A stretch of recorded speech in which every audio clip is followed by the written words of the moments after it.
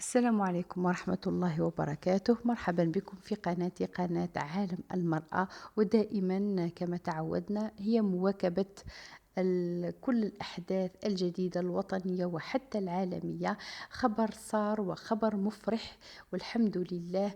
فوز الرئيس عبد المجيد تبون في الانتخابات الرئاسية الجزائرية في 7 سبتمبر 2024.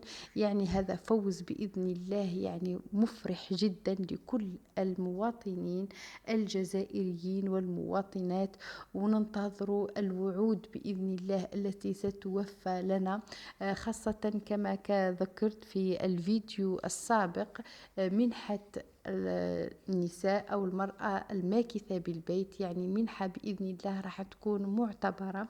كذلك جميع منح، يعني حتى الشباب منحة بإذن الله معتبرة، منحة لكل المعوزين وكذا.